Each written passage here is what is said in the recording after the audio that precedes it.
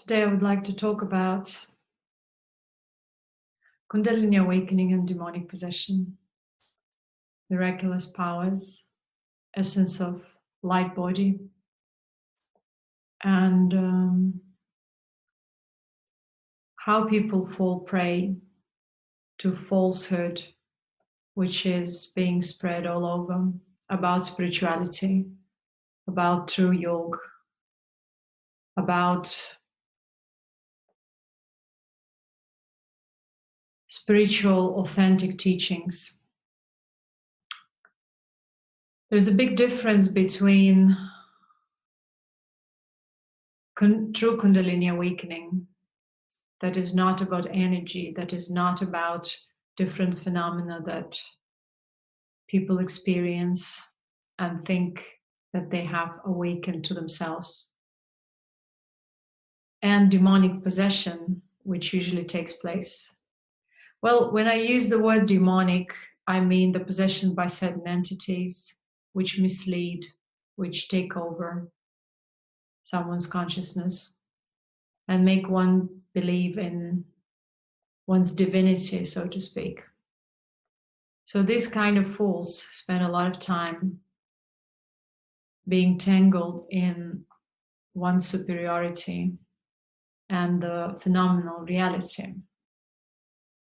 They dream about different gods and goddesses, manifestations. They channel them and believe that they have achieved something, that they have experienced divinity of themselves or super consciousness. Yet they're far in their delusion, hallucination and illusion. Most of the spirituality that we see on the market is the spirituality of possession, the spirituality of being possessed by certain entities and by certain phenomena which can be produced by someone people are not even aware of. Most of the powers that are demonstrated are also of the same nature. Miracles, magic tricks, and so on are nowadays performed with the same phenomena, or through the phenomena of being possessed. So true Kundalini awakening, true authentic spiritual path to perfection has nothing to do with possession. And unfortunately, the majority of people believe that current awakening or the different symptoms that people write about on websites or promote through YouTube are the true signs of Kundalini awakening. Kundalini awakening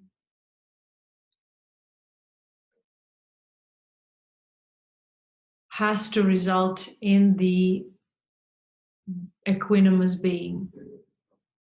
In yoga, yoga means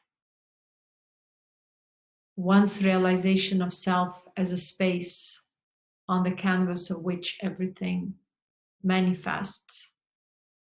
And one needs to go through a lot of refinement through the awakening in order to come to the point of selflessness and realization of self as space on which everything arises. Even the idea of liberation, moksha, nirvana, and the idea of being in bondage, they all arise on the same space, on the space of self. Now, true spiritual awakening has to do with conscious maturity. And when one is mature, the possibility arrives in one's life to experience spiritual awakening. But spiritual awakening does not guarantee transformation unless it is a guided awakening and awakening from the authentic source. During the awakening, one is very, very sensitive and prone to various forms of possession, various elemental entities and other type of astral entities may possess the body or take over the body or consciousness. And one thinks and believes that one has achieved something. That's why it's not only guidance that is needed, but the protection as well. So one is to realize that this journey is very tricky and very hard for the majority of people so far, because people look for some kind of modalities which promote their ego, that promote their narcissism, that promote their idea of self, greatness of self, divinity of self. Yet they neglect refinement process. They believe that if they experience certain kriyas or certain vibration in the body, that they have achieved something. Unfortunately, this is not a sign of achievement. This is a sign of either demonic possession or a sign of the very beginner state when one tries to refine self and goes through a very long process of self-refinement, self-observation, and contemplation.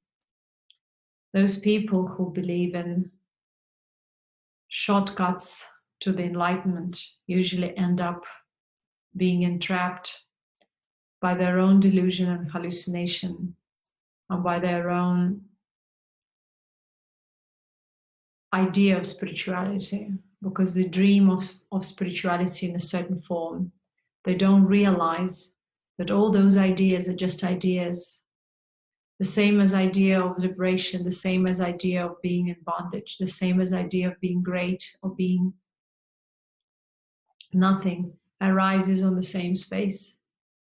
But how can they realize if they have no experience? Well, the true experience of Kundalini awakening is not that phenomena with lights and flare. It doesn't happen along the spine, along this, along that. It's a conscious shift which happens through transmission, which activates one's light essence. And through the further transmissions and guidance, one is able to refine self and cultivate one's light essence or light body, and grow and become an autonomous light being, which cannot be anymore possessed by any other lower entities of emotional reality or of phenomenal reality, elemental entities.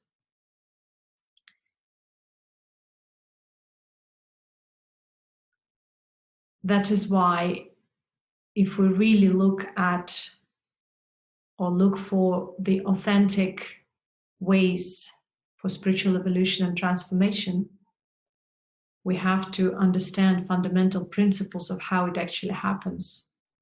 And the one who has reached certain degree of mastery of self, self-refinement and selfless, has to be able to produce by presence through the sight, through the word, not only vibration in one's body, but also a conscious shift that would result in experience of the ultimate reality, of the reality of blissful, equanimous, empty for the phenomenal reality being. And having experienced that as self, or self as that being, one understands that so far one lives in duality, because one has realized that one is not just this phenomenal reality and has experienced his true nature. Yet one has to grow through this experience, cultivate it, and establish self in that being so that one can say, I am that. Before that, one has to go through a long-term testing within self, battle within self, self-refinement and transformation that results also in the transformation of the body, in the transformation of one's being, and in the maturity of one's light essence, one's light body. One may experience such phenomena as meditational kriyas, spontaneous yogic postures. Yet, with proper guidance, one will not create a big deal out of it. One will know that this is a part of their spontaneous, natural sadhana practice. And they'll cultivate selflessness and natural self-being rather than trying to engage or indulge in creation or trying to become anything, trying to tag self, name self, create something out of self. Such beings are rare, and it's hard to recognize them because at the moment people are looking for fun and flair. They're looking for action-driven spirituality. They're looking for spiritual actions, spiritual fun, spiritual love. And so there is a demand, and so there is a supply alike. People create within themselves the possibility to experience what they're distorted towards. So they create their gurus, their commercial spirituality, their new age spirituality, and all kinds of ideas and imagination, hallucination they have about it manifest through all sort of available on the spiritual market phenomena. But true spirituality is very, very simple. It's hard to experience simplicity in self. Yet once it's experienced, it can't be mistaken for anything. But one is to mature to that point that one surrenders complexity and of self into just being, and one no longer looks for spirituality of action, spirituality of entertainment, but looks for knowledge which is not verbal but mostly experiential, which is not about energy kicks, energy rushes, or any form of spiritual pleasing and growing spiritual narcissists. True spirituality is the path to, or the path of letting go of all that conditioning within self, which is related to being a victim of reality, victimization, which is the root cause for all the psychological imbalances and physical imbalances as well. Aggressivity, fear, perverted spiritual ideas, self-gratification, and other ego traps that one may encounter on a spiritual journey. That's why look for simplicity, look for selflessness, and look for the being which cannot be described, which cannot be actually advertised for what it is. It's just there. And there is no separation between achievement, non-achievement, levels, this, that. Because once you are that being, you don't separate, you don't create deities, devatas, angels, demons out of it. But once you take to a certain extreme and perceive spirituality as one-sided, you start dividing things, you start dividing reality, and thus you experience only fragmented reality, or reality in fragments.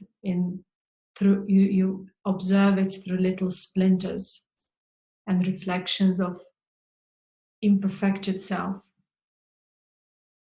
And that's why there are so many sects and schools which proclaim to be the best, the most spiritual, the most enlightening. And yet they engage in spirituality of action, because people are action driven. The mind, logical mind, understands only action. It doesn't understand being. That's why it has to experience in order to understand, in order to start looking for it, and then eventually cultivating it, establishing it. And there is no division between spirituality of bliss and consciousness and some energy, because the space can be equanimous, not manifested, and can vibrate and manifest everything on itself. But it's still one space. Whether it appears as a vibration or as a space, it is anyway space. But for our phenomenal reality, it's nothing, it's empty. Yet out of this emptiness, everything arises. And to this emptiness, everything subsides.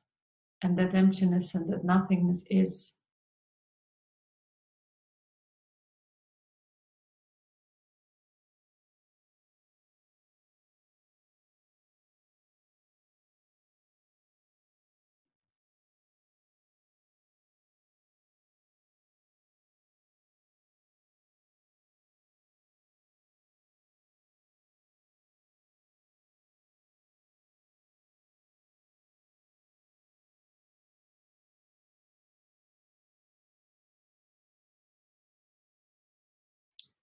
What people observe at the moment is mostly occult.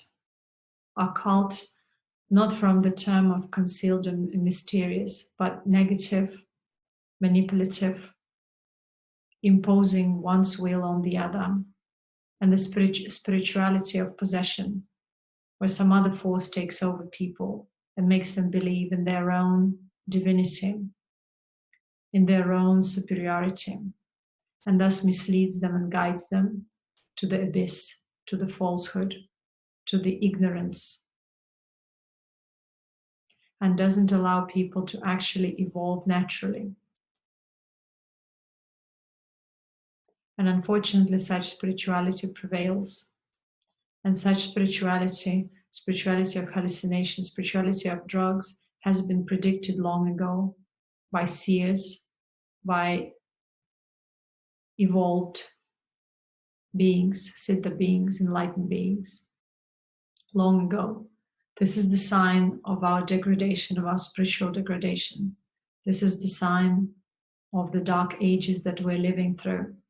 The age of drugs and drugged spirituality, hallucinatory spirituality, where people hallucinate, they dream, they can't be, they can't experience natural being of self as it is. And that's why they end up either lost or depressed or imbalanced or entertained for a while by the phenomena of being possessed by some entity or power, being totally unconscious of the source of the power. If you are not that power, if you are not that enlightened being, it means you are not realized, you're not aware of the source of your power, the source of your abilities. And thus you are in the hands of some other power to which you submit, which impedes your natural evolution by mesmerizing you through various phenomenal manifestations, abilities, through which you may gain in the world financially, fame-wise, but you are not gaining anything spiritually. You're stagnating and living the dream of self, the dream in a dream. You hallucinate about self and spread hallucination further.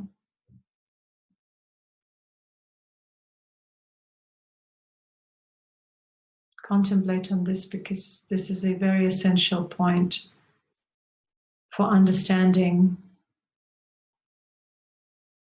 and